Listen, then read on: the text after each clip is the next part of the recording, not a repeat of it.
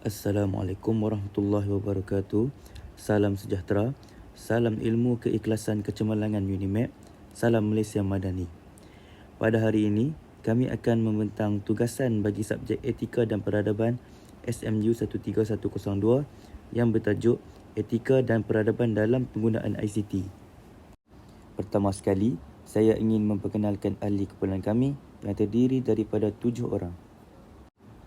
Yang pertama ialah Muhammad Iman Daniel bin Syahidan dan saya sendiri Muhammad Akif bin Masri, dan yang ketiga ialah Elvin Bu Chin Hui, dan yang keempat Muhammad Arif bin Ibrahim, yang kelima Muhammad Ashraf bin Ali, yang keenam Nasrul Nafis bin Nasruddin, dan yang ketujuh Muhammad Faizul Ashraf bin Hamdan. Pengenalan untuk kita punya tajuk hari ini adalah etika dan peradaban manusia terhadap penggunaan ICT pada masa kini semakin berkurangan. Penerapan etika dan peradaban dalam penggunaan ICT amatlah penting dan diperlukan dalam setiap diri seseorang. Hal ini dikatakan demikian kerana terdapat pembunuhan yang signifikan antara manusia dan teknologi kini. Tambahan pula, ICT juga berperanan penting sebagai tapak pengukuhan kesepadawan nasional dalam sesebuah negara. Oleh itu, terdapat beberapa etika dan peradaban manusia dalam penggunaan ICT yang boleh diterapkan dalam diri seseorang.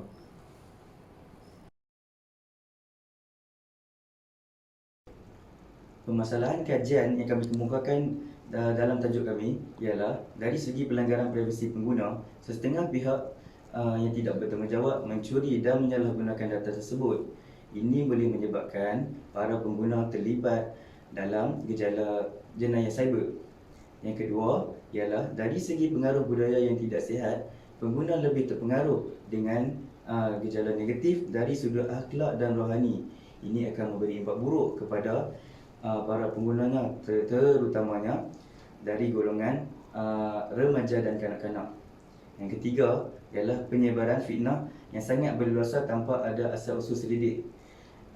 Sebelum menyebarkan, terutamanya dalam era moden ini, fitnah sangat mudah untuk disebarkan dalam platform seperti sosial media. Yang ketiga ialah pengurusan masa terabai. Yang terakhir ialah pengurusan masa terabai disebabkan pengguna yang leka dengan gadget. Ia akan memberi impak yang sangat tidak baik kerana pengguna boleh menggunakan masa tersebut dengan pelbagai perkara berfaedah yang lain.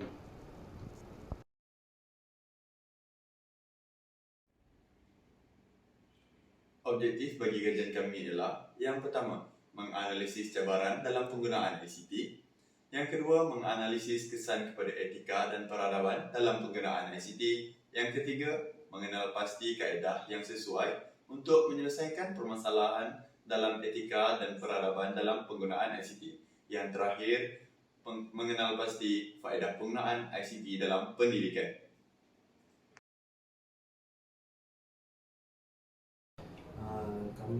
Terdapat 3 kaedah kajian yang telah kami lakukan bagi memperkuatkan lagi data tentang etika dan peradaban dalam penggunaan ICT. Kaedah yang pertama, kami telah membuat penyelidikan dengan menggunakan internet, dengan mencari jurnal-jurnal yang telah dibuat oleh penyelidik sebelum ini, di mana kami ingin mengetahui di mana penggunaan ICT pada masa lalu dan juga pada masa sekarang. Kaedah yang kedua, dengan membuat penyelidikan secara atas talian dengan menyebarkan link Google Form untuk mendapatkan lebih banyak lagi data, tak kira sama ada pelajar, ibu bapa dan juga pensyarah-pensyarah di universiti ini. Kaedah yang ketiga, kami telah membuat temu bual bersama pelajar dan mana-mana pengguna tentang etika peradaban dalam penggunaan ICT.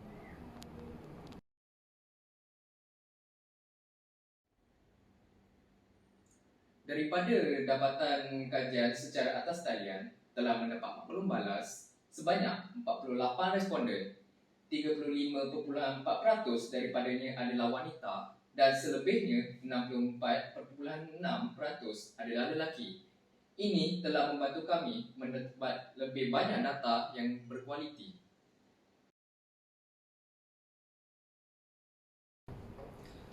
Hasil daripada kajian kami telah mendapat beberapa analisis, iaitu 45.8%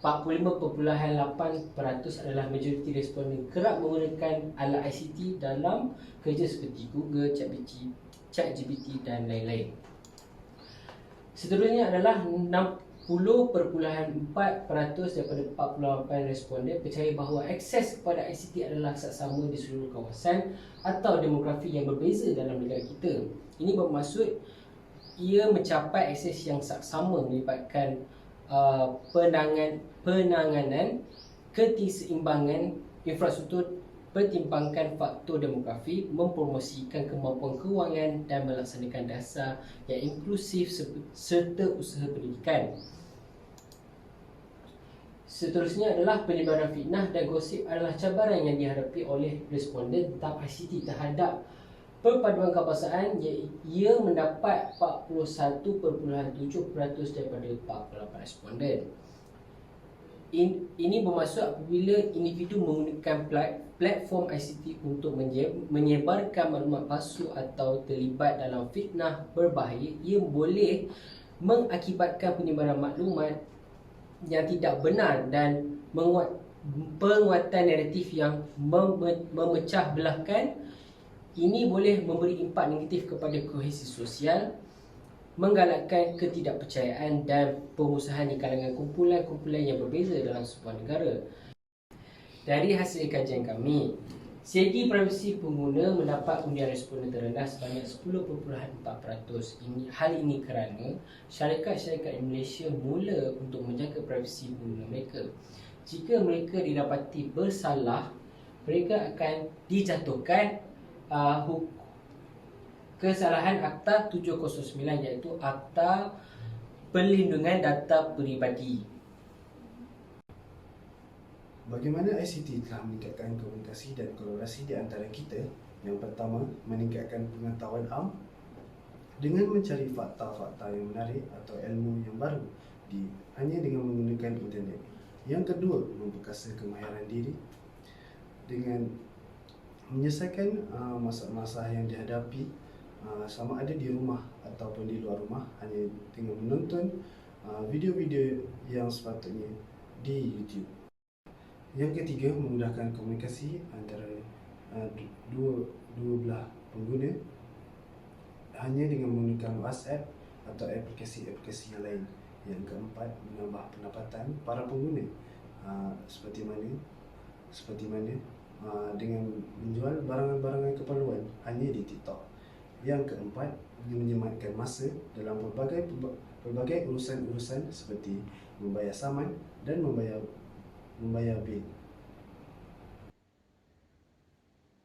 Daripada hasil kajian ICT atau Teknologi Maklumat dan Komunikasi dapat mempengaruhi kohesi kebangsaan dengan memfasiliti komunikasi dan pertukaran informasi yang lebih efisien antara berbagai kelompok masyarakat. ICT, Teknologi Maklumat dan Komunikasi, telah memainkan peranan yang signifikan dalam memperkuat kohesi kebangsaan kita. Melalui platform digital dan media sosial, individu dari pelbagai lapisan masyarakat dapat berinteraksi, berkongsi pandangan dan memahami perbezaan budaya. Penggunaan teknologi ini dapat membantu membangun pemahaman bersama, meningkatkan kesedaran akan keberagaman budaya dan mempromosikan nilai-nilai kebangsaan. Walau bagaimanapun, wujud juga cabaran seperti penyebaran maklumat palsu yang boleh merencatkan kohesi. Oleh itu, pentingnya untuk mengelola penggunaan ICT dengan bijak agar tidak mengakibatkan polarisasi atau konflik dalam masyarakat. Seterusnya, ICT boleh menyumbang kepada pembangunan sosial dan perpaduan. Teknologi informasi dan komunikasi dapat memfasilitasi akses pendidikan di seluruh lapisan masyarakat seperti anak muda, warga tua, tidak kisah di kawasan kampung, pekan ataupun di kawasan bandar.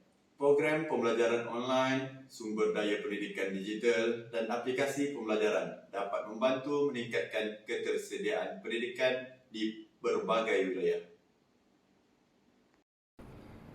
Berdasarkan analisis kajian yang kami dapati, cadangan untuk mengatasi impak negatif dalam ICT ialah dengan menerapkan kebijakan dan regulasi yang efektif untuk mengelola penggunaan ICT.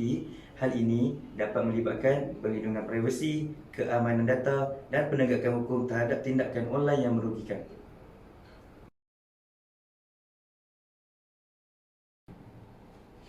Okay, baiklah, daripada kesimpulan kajian kami, dia boleh dibahagikan kepada 3, iaitu untuk individu, masyarakat dan juga untuk negara.